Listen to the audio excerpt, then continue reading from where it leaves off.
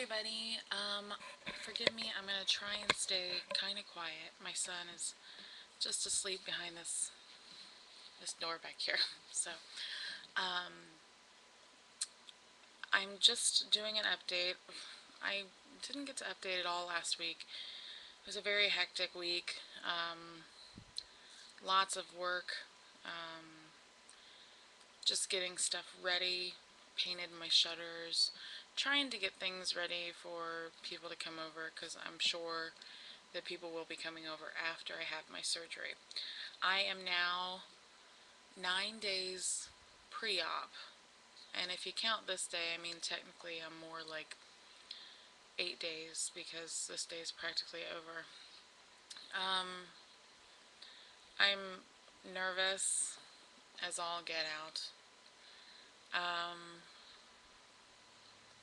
I started my liquid diet. Now, some people, excuse me, let me grab this. Some people that I have talked to are not the liquid diet, the full liquid diet before surgery. Now, for those of you that don't know, I'm going to clarify the difference between full liquids and clear liquids. Full liquids are as follows. They gave me a nice list. Also, this is considered, to everyone who goes to the hospital where I am getting my surgery, this is the weight loss surgery program, or the weight loss surgery Bible, as I've heard a lot of people put it. Supposedly it's very helpful and just what people live by after they have the surgery, and I can see why. Everything that you would need to know is in here.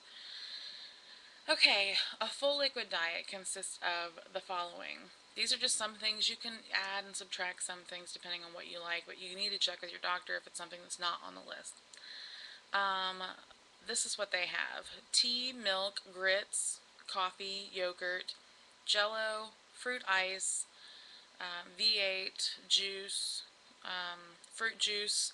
Fruit juices you want to be low sugar or diluted. Broth, tomato juice, cottage cheese, sugar-free, all of the following: sugar-free drinks, custard, pudding, popsicles, ice cream. All of those, make sure they're sugar-free, but be careful with those because they do have the sugar alcohol in them, and they might make you poop a lot. Cream soups. Now, the soup broth, or broth soups, those are considered like chicken and noodles and things like that, but you don't want the big chunks in there. So if you want the noodles, you're going to have to puree it, which some people can tolerate.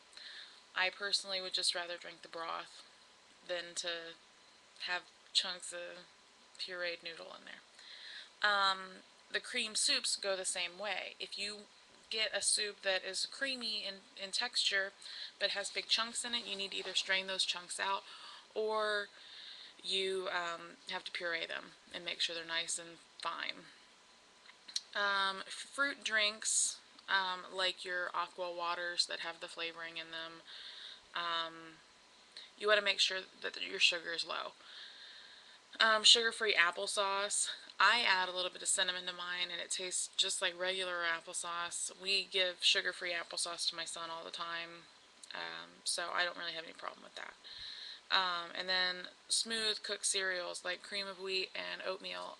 Again, with the oatmeal, you want to make sure it's very soft so that you don't have big chunks. That is your full liquid diet. Now, they also say that you can add Equal and Splenda to things, and they also want you to try out your protein shakes beforehand to try and get a feel for those. And I have been doing that. I've been doing Amelia's Frappuccino protein shake. It's delicious, exactly how she described it, and totally doable. I also have the vanilla powder, and I put a couple drops of orange extract that you can get McCormick's or whatever. You can even get a generic one at Walmart, and it's the same thing. And it makes it taste like a dreamsicle. So that's pretty good. And not really having a problem with the protein shakes. And I'm not really having a problem with the full liquid diet. Like yesterday for breakfast, I had a yogurt. It was pretty good. I mean, I eat yogurt regularly anyway. You want to make sure you do the light yogurt because, again, you want to stay away from the high sugars. For lunch, I had one of my protein shakes and an oatmeal, and it was pretty filling. I mean, the protein shakes help sustain you longer, so you don't feel as hungry. Around dinner time, though, I really started feeling hungry. I mean, pretty bad. So I took Eli with me and we went to Frisch's, and I just went through the drive-through, but I got their vegetable soup because I know that the particles of their vegetable soup, all the vegetables are very mushy in texture, like you can smash them up in your mouth and you won't need to puree it. So I went and got that, and this was my serving size right here, which I would say is about 2 cups, maybe a cup and a half. Either way, that's all I had. I didn't drink with my meal because they want to encourage you to not drink with your meals through this period too, because once you start, you're not supposed to drink with the meals because it allows a lot more to wash through and you get more calories that way. So I decided not to have anything to drink, and I was fine. I had water throughout the day to flush me out. Now, there is a difference. Some people, their doctors don't require them to do the low-fat diet because they want them to do the magnesium citrate, I think it is, which is that stuff that you get before colonoscopy, and it just pretty much wipes you out.